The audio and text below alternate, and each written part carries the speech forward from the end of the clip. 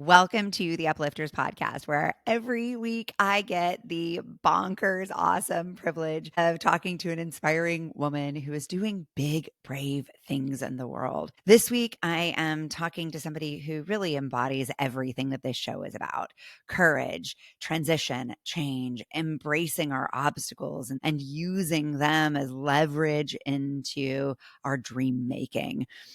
Today, you're going to meet Candace Thompson-Zachery, was nominated for the show by Charisma J, who you met on an earlier episode, who is also wildly inspiring and wonderful, and with whom I formed just the most beautiful friendship after meeting her on the podcast. And so it's extra special to get to talk to the woman who inspires her. Candace has spent her career really nurturing artists, building organizations, I think mostly nonprofits, and creating platforms that amplify underrepresented voices, specifically in dance, but also in many other creative categories. We're going to talk to Candace about her big career pivot that she recently made, leaving in some ways, but probably also, I'm guessing, carrying with her 20 years of investment in learning and teaching in the dance world to launch a coaching and consulting practice specifically designed for women in menopause and second half of life. As somebody whose life was deeply influenced by my grandmother, I'm so moved that she named her practice after her grandmother, Merle. And after being the executive director of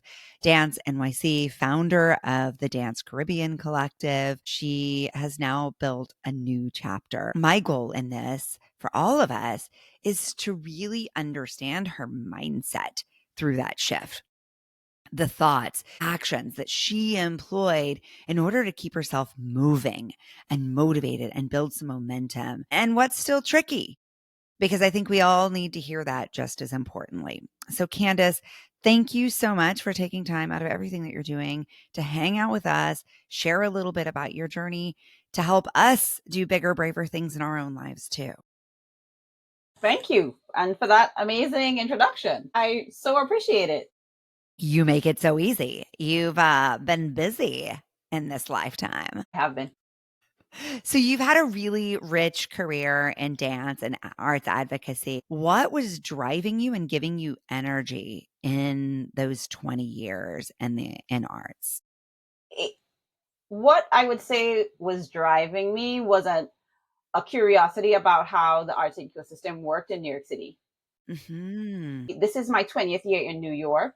And so I moved here 20 years ago to go to Adelphi University to do my BFA in dance. Mm.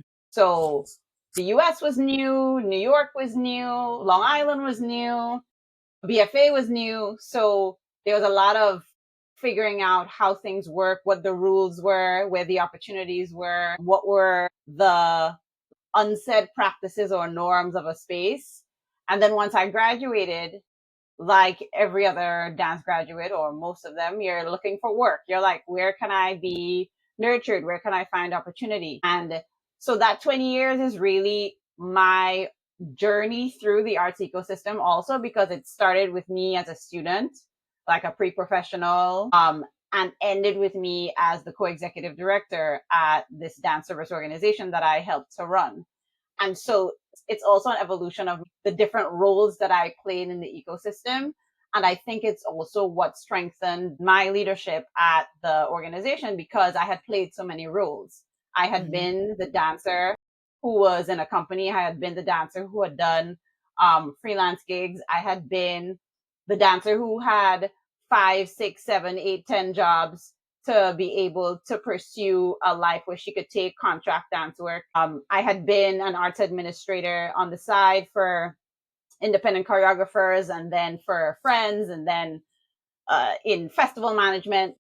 I had played a lot of roles, and then I founded my own thing, and then I had to figure out how to get funding, how to attract people to the mission, how to get people to volunteer, how to put on a 3-day festival on $20,000. So I did that. Amazing. That section of my journey was really wanting to bring people in community who shared cultural heritage background and get them all together in front of art that spoke to them, that was made directly for them. Mm. And then going into the work in arts advocacy, more specifically, it really was about how do all of the systems work? Why is it so hard? Like, can I figure out what are the levers that people are pulling? What are the barriers that they're running into? Why is it so hard to get your work up on a stage? Why is it so hard to get funding for what you're doing? Why is it so hard to earn a living wage for what we do?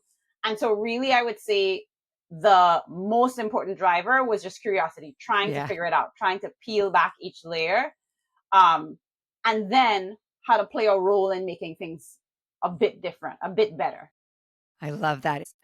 I think for a lot of us, our careers are evolutions and we can look back and see them and be like, all that illogical stuff actually sort of makes sense. But as we're going through those changes, we feel a lot of fear about our readiness, our credibility, our capability. And so we tend to go one of two ways. We either focus on, oh my gosh, here's all the things I haven't done, all the things I don't know.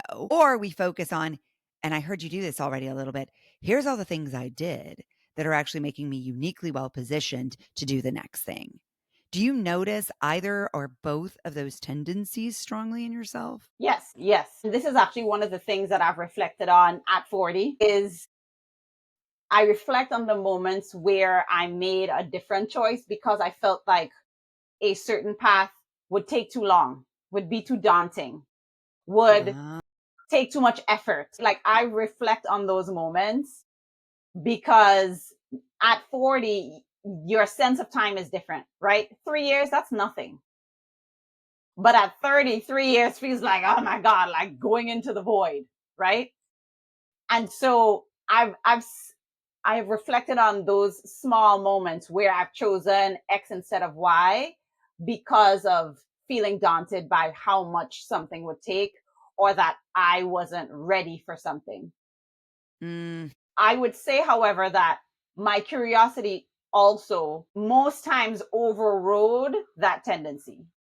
Not every time, but most times because I was so determined to figure things out.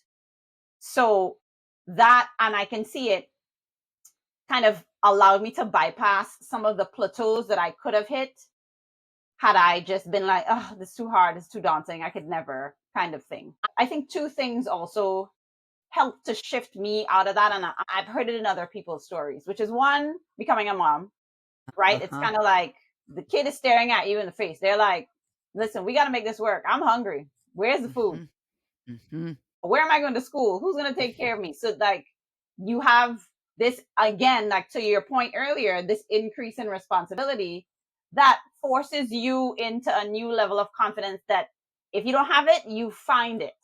Mm, Walk it until it becomes real because you just have to. mhm. So I'd say that's one. And then two, just like with anything with time, you just realize, all right, I'm 37. Wait, I have career pivoted, right? Like I went from being a freelance dancer to being a studio manager. Oh, I did pivot. I went from being mostly a personal trainer to doing more arts administrator work.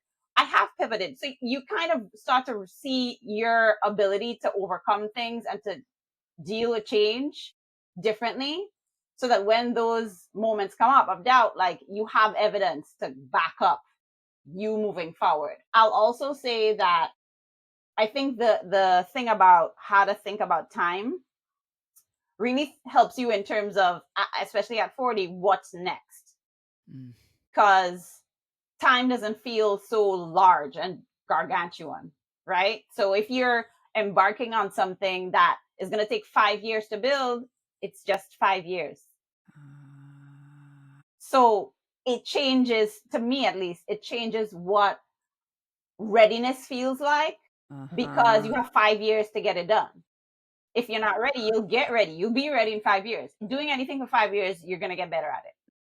That's so true, and the time is gonna pass anyway, so you might as well be doing what you wanna do with it instead of just staying in what you've been doing because it's a comfortable seat at a comfortable table.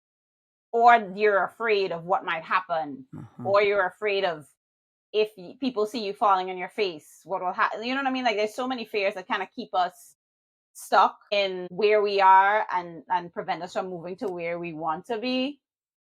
But time does help. put those into better perspective. I love that, and by time here specifically, you mean age, like Yes, number of yes, years of correct. living, Years on the right. earth. There's research that was done recently that says that women's growth mindset actually peaks in our 40s, and I think Mm. we have walked around believing that everything is gonna start fading because we've heard about brain fog and we've heard about all of these hormonal changes that happen, but actually, we become better learners, better experimenters and explorers, and that curious learner mindset actually starts to kind of explode during this chapter if we allow spaces for ourselves to get curious about things we're actually interested in. And so you just turned 40 as you are entering this new chapter and making this pretty significant pivot from what would seem on the outside a more certain, maybe comes with insurance, you know your schedule, you know where your paycheck is going to come from, career to this big, wide open view. What was scary for you? And what did you say to yourself? What did you do? What support did you lean on to help you either wade in or jump in head first? Lots of different things. Where do we begin? Did work with a career coach Smart. just to understand like what would it mean to look at new career opportunities, new career options, what the market is like now to just help me navigate 2025. Two, I leaned really heavily into learning. In the last 2 years, I've gotten like 6 new certifications. Wow.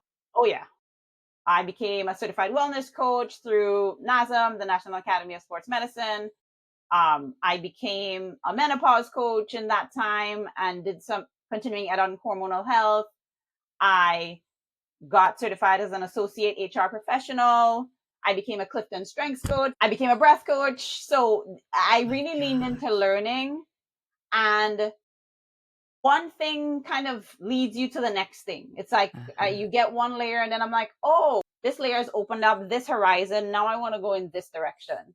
And so I kind of kept doing that as time went on, right? As my building blocks towards what could be next. I also leaned on my small community of friends and family. They were with me, they were there, like motivating me. And also, they were the people who, when I was like, can I really do this? What's happening? They were like, yes, you can. Yes. You've done more with less. Yes, you can. And yay, you for asking that question. Just to pause there for one quick moment, because I think we have this tendency to keep those doubts inside, hoping that they will become less real the more quietly we say them to ourselves. But then we repeat them so many thousands of times that they become deeply real. But by saying that, you let the people who know you and love you be like, are you freaking kidding me, Candace? Yes, you can do anything. And that helped you probably shift that conversation with yourself. Yeah, saying them out loud. Yeah, because then Hmm. they reduce their power. Yes. Yeah, Yes. they're Let them out real. in the open. Let's see if Yes, they're true. totally. Other thing I would say is that I hedged my bets, right? Like, for instance, I'm building this consulting practice bit by bit, but I'm also looking for another job. So I'm likely going to work another full time job for a few years with skills that I already have or ones that I'm continuing to develop as the on ramp, right? So Good. there's that, right? There's also, I think the other big like sense of insurance I had was my network. Yeah. I was like, there's so many people that I'm in relationship with. There's so many people that I've supported. I'm like, work will find me. Uh-huh. I truly believe that work will find me. And Uh-huh. so that was also the other insurance. I'm like, there's so many people who know and have worked with me and know what I'm capable of. They will be my advocates. I love that. Another thing that I think we have a tendency to do is to downplay our resources, to Mhm. say, like, I don't have enough money. I don't have enough time. I don't have enough energy. I'm too tired to do this. And instead, what I hear you doing, which I think is a massive mind shift, is inventorying the resources you do have available to you. Because I'm sure you did not have an infinite amount of money or an infinite amount of time or an infinite amount of energy, but you looked at what do I have and how do I invest that to give myself that confidence. Yeah. Correct. Correct. You talk about all these different certifications that you gained, and it feels like it was really energizing to you and activating to you. For a lot of people, I also see the opposite happening, which is, oh, I need one more certification before I can get started. And it becomes a bit of a delay tactic, a way of Mm. postponing taking risk or being brave and stepping into what we want. Because if we step in, there's a chance that we might be rejected, we might be unsuccessful. What Mhm. made it feel safe enough to take action? One one of the coaches I was working with really kind of helped me get past that first barrier. When I started, I like relaunched my wellness coaching at the top of 24. She was just like, you need to just get started. You need to just start. She's like, it doesn't matter. Just get started. Even if you feel like there's more information that you need, you have 100 times more information than the person who needs you. Just get started. That's great advice. And then two, I also I have a good friend who is like my perennial beta tester. So anything I want to try, I was like, hey, you want to be my guinea pig, my test client? She's like, absolutely, sign me up. I love her. Right? Yeah. So it's like I just started putting things in practice. Started putting it in practice. And the other thing I think that was like, especially to get off that first to get that first lift off, I think those two things were really key. The Mm, What then happens with time is you start to develop a yearning for the work it takes to get to where you want to be. mhm. So it could feel daunting, all the study that you have to do for the certifications or as you serve your clients, but you develop, at least this is what it was for me. I developed a yearning for the preparation for my client sessions. I developed a yearning for the reading and the study that I had to do for certifications because I knew how it would apply to how I would be able to serve my clients. And so that feedback loop kind of starts to get strengthened, but you do have to your point, you do have to get started in Uh-huh. some fashion and not use the study as a delay tactic. Uh-huh. Uh-huh. And it's there is where you start to understand the connective tissue as well, right? So I'm sure in one area of study, as you embarked on the next, you were like, oh, that's what that meant in that other thing I was looking at it. Or that's how strengths and breath work together. Yeah, totally, totally. And if we're just sitting around thinking in theory, I think it can feel like activity. And there's actually research that's shown that our brains, when we spend a lot of time thinking about things, that delay tactic actually tricks our brains into thinking we've done things and feeling the exhaustion of having done them. Yeah, I think I've read that. I've read that. Though I feel like some people use that as evidence that you shouldn't do things like visualize where you want to be or visualize success. Do you know what I mean? I feel like I've heard people use that research study or that finding as Interesting. a means to also not develop a sense of the future or develop hope for the future. So I just wanted to put that in there. That's fascinating. I would never have put those together, but I totally see it now that you say it. And like, I just have so much evidence in my own life and my own work that getting really clear about what we want is extremely energizing and extremely activating. And it's like, I don't know, how am I going to get from here to Australia without a map? Like, if I don't know I'm going to Australia, I'm probably going to end up on the other side of the planet. We end up saving an enormous amount of energy by knowing where we want to go. I think it's more about the belaboring Yeah, correct. and analysis paralysis and the hazards of perfectionism that Hmm. wear us out. Whereas visioning energizes us and actually replaces energy that is depleted by worrying. Worry. I think, though, you actually are demonstrating another way of doing that that is incredibly powerful, which is you were talking about developing yearning.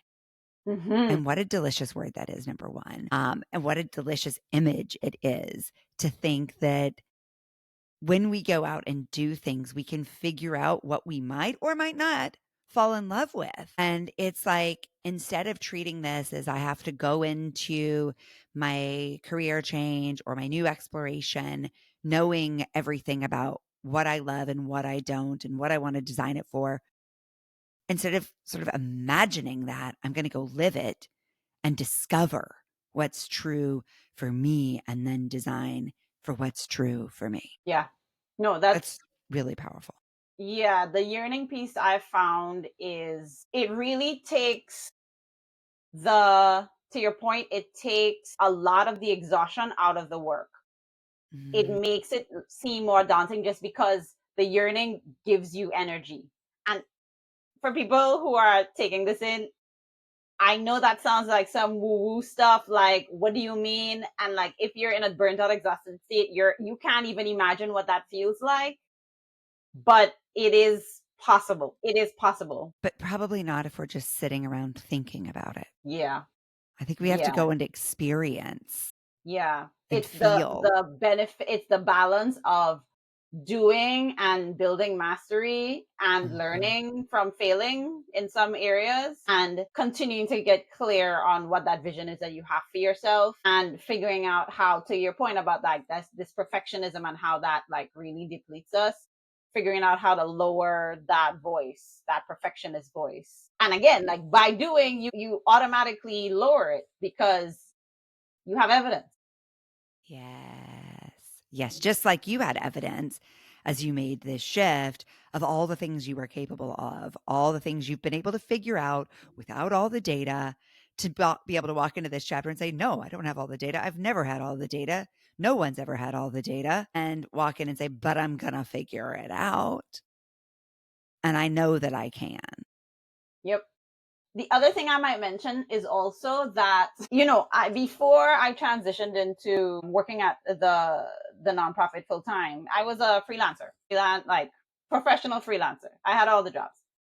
And so the other insurance that I had was that if none of this works out, I could go back to hustling. Like Huh. that is always available. I believe in my ability to hustle. I think that's the other thing. I was not afraid of my own hard work. Mhm.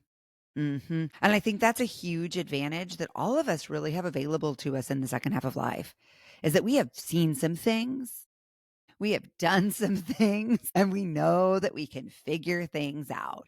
Like, if we have survived to this point, again, we have a wide body of evidence that we will figure it out, that there is not just a single road, but that we constantly have choices available to us.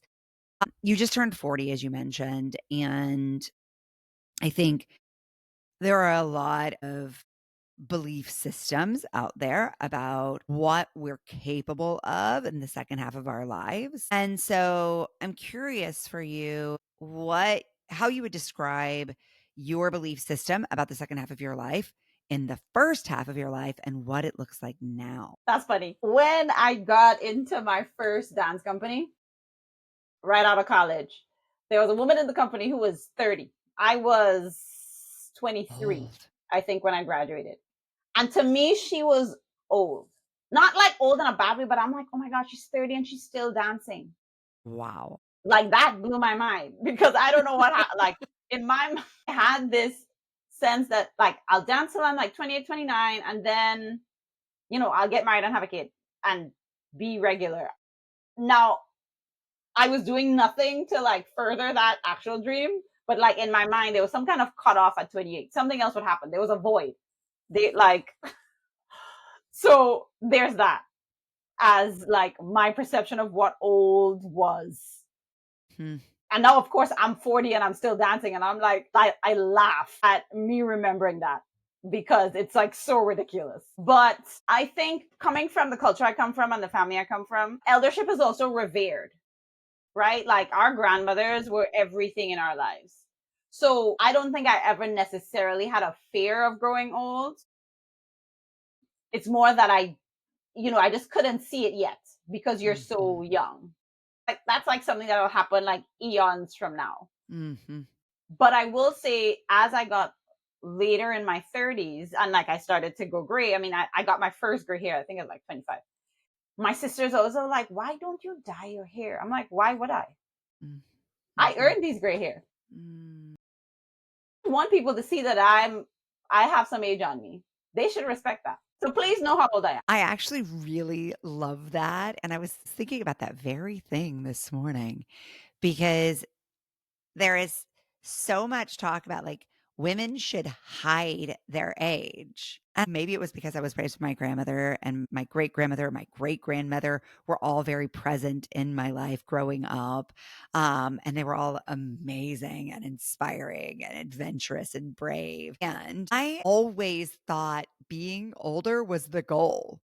Right? So you know that, like, 13-year-old thing that you feel you're just like, "I can't wait to grow up" vibe? I never lost that. I never was like, "Okay, now let's get younger," because I just thought it gave me more authority to be myself, more authority to, like, be trusted and credible if I got older, and I kind of hear an echo of that in your gray hairs. Yeah, just like I earned these things. Yeah, thank you very much. I know some things. How I think about it now is more just like one about back to this thing about time. Huh, I am in a hurry huh, in a sense, right? huh. I'm just like, I have things to do. Like, Yes. we got to get this moving. Even though I'm also willing to take the time, but I also, it does start to put things become more finite Uh-huh. in terms of getting to where I want to be. But then it also feel like how I'm envisioning it right now is like I have a pretty steep hill to climb, and at some point I'm gonna enjoy the plateau for a bit, Mm, and then mhm, I'll figure out what's mhm, next.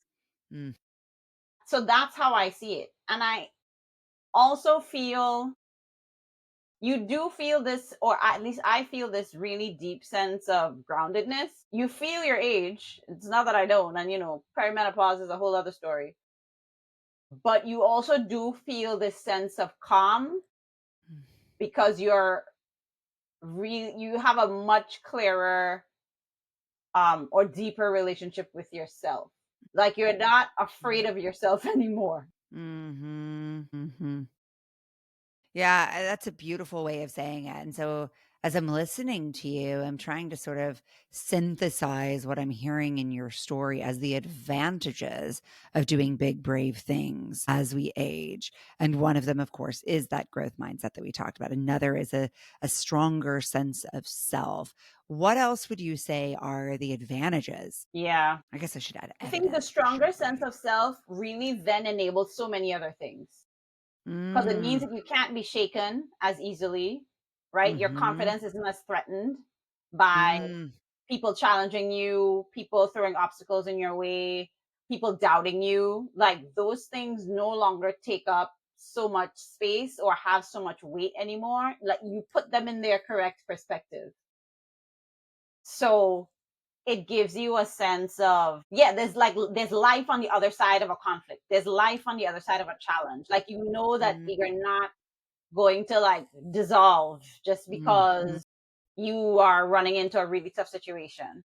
mhm, So I would say that's one of the benefits. The other benefit, I think, again, that goes along with this like stronger sense of self is a diminished of self consciousness mm, mhm, around how people perceive you, mhm. right? Like you just you don't care what people think.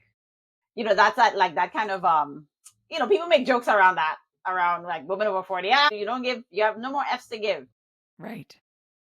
which means that Do you believe that? you have no more F's to give. Yeah, Partially. Yeah, yeah, partially. yeah. Again, I think you put things in their correct perspectives. So you do Huh. have F's. You do have them. Yes. But you There we go. just give them out sparingly. Mhm, You give them out mhm. sparingly. And Not everybody gets when an you F. do, it's a message. Yeah. It's a signal. Huh. It's like, huh, that touched a nerve. What does that nerve say Uh, about me? What's the value that's being crossed? sad. Yeah, it's like your self-consciousness is lowered, so it means that you try new things. This transition, it meant presenting myself differently to my community, which Mhm. felt very vulnerable. Mhm. I like, what would people say? Oh, who Mhm. does she think she is? But I felt it got to a point where I felt I was doing my community, my network, my people around me a disservice by not showing them all of me. Mhm. Mhm. I wasn't giving them good information to base their Their interactions with me on. perception. They weren't receiving the whole picture. Correct. Yeah. When did you think you would feel like an adult? At 23, the marker was 28. And then in my late 20s, I think the marker was like 35. Mhm. And then So roughly every 5 years. after 35, I stopped trying to, it's like, we're out here. There is no age. We're just all figuring it out forever. I think that's right. That's my feeling too. Like expecting ourselves to have all the answers or be done growing is super limiting. And what a waste of a life to limit ourselves in that way. So, for the folks who are listening who maybe think they want to make a big change and be seen differently in the world and do different things in the world, but whether they're in their 40s or 50s or 60s or 70s are sitting around thinking it's too late, what would you want them to know? Number one, it's never too late. It's never too late to make a decision that is in alignment with your true self. Sure, maybe if you wanted to be an Olympian and you're 75, maybe that's not an option for you anymore, but maybe there's another Olympics you could join. I don't know. Mhm. Um, so yes, being older does make certain things less realistic, but the essence of the thing is probably still within reach. Mhm. So, for instance, if you're like, oh my God, I always really wanted to be a singer, and you're like Mhm. 65, what's to stop you from going to an open mic? Maybe Right. you're not putting out, you know, Grammy award winning albums, but could you sing at the community fair? Probably. Yeah. And you're certainly a lot closer to that Grammy by singing than sitting around thinking about singing. Correct. You're building a creative community around singing. You're learning about singing, Right. right?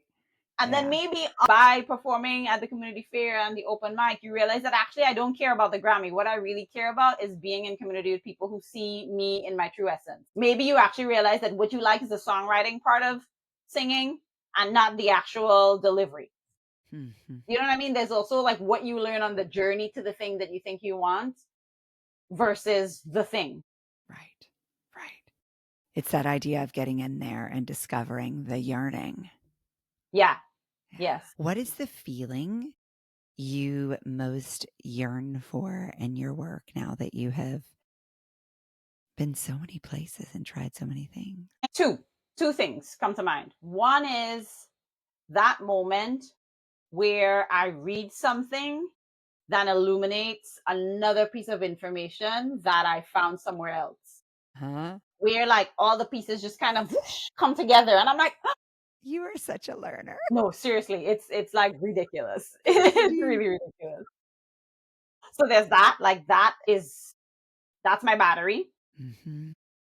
And then the other thing is to see it in other people. To be honest. Mm. And so when I coach my clients and they have a discovery about something that they didn't consider before, or their eyes light up with possibility because they're like, right now I have the key to unlock what's been blocking me, right? Like that moment when their eyes light up is what is the other yearning that I have. And so it makes the things that I have to do to prepare for that easier. Yeah, and I think there's so much power in naming those Yeah. yearnings. Yep.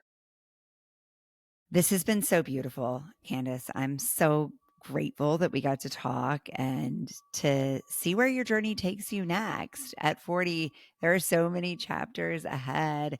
And I suspect we're going to talk again in 10 years and be like, wow, who knew that that step would take you to this place? So, who inspires you, Candace? My friend Sydney Mosley, who is my New York bestie Oh, and also a dancer choreographer. consummate artist in the world. I danced with her company for a number of years in her building phase. And it's also one of the places where rehearsed my leadership because at some point I was the associate director.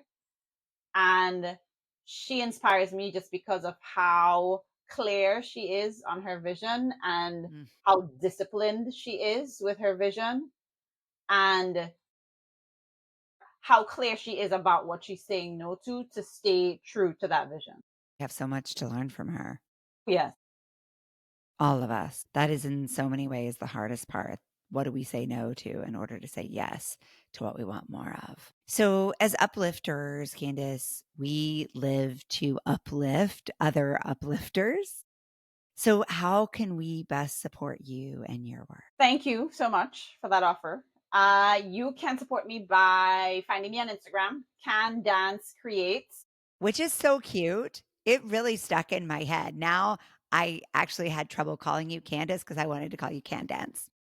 I know, I know, I know. It's so It good. came about because people would often mix them up. They would just call me Can Dance. So I was Why like, might as not? well keep it. So you can follow me on Instagram where I share a lot of my thoughts on leadership, on wellness, on the work that I do running programs and nonprofits. And you can also sign up to talk to me to think about working together if you have big wellness goals that you want to bring into your life. I am specifically interested in working with leaders, artists, and creatives. And the way I'm thinking about it now is really as executive wellness because it's for people who need to be able to perform at a high level, but it's also executive in the sense of all encompassing, right? Because it's about how Yeah. to incorporate movement, how to incorporate somatic and breath work, how to incorporate nutrition and lifestyle changes, how to incorporate a positive mindset. So, looking at the full gamut of the person to help them build a sustainable life and lifestyle that gives them the wellness that they want to experience. And that also includes things like your social habits and how you work in communities. So, it's like this total well being approach to Mhm. wellness. So, I would love to work with you if you're interested in any of that. And then the other way is through strengths based coaching for leaders, artists, and creatives. So it's how do you tap into the strengths that you have to build your leadership skills. And I feel like artists are leaders because they have to lead a vision and bring it Mhm. into the world and work with collaborators and work with performers. So that is a form of leadership that's often under considered. And also Mhm. leaders who work in organizations, really helping them to clarify like what their leadership approach is and build a lifestyle also that supports them to be the best leader that they can be. Yes, and those are so interconnected, aren't they? Yep, it is. And then the menopause aspect is within any of that, right? Because one of the aspects that we have to tend to is our hormonal health. And I feel like that is often overlooked in other wellness programs. And sure, some of the typical lifestyle change habits do help, but you really do have to know how to address those for people experiencing perimenopause and menopause. So I'm glad that I have that information to share with people at this point in their lives. Absolutely. Yes. And that understanding gives you such an advantage as you help people diagnose underlying issues and tackle what's really driving the obstacles that they're facing. Yeah, totally. Well, I'm so glad we met. I can't wait to see you somewhere in Brooklyn soon. I hope you'll join us next year at Uplifters Live in March. We'll celebrate our birthdays together. Hey. Hey, and Women's History Month. Yeah.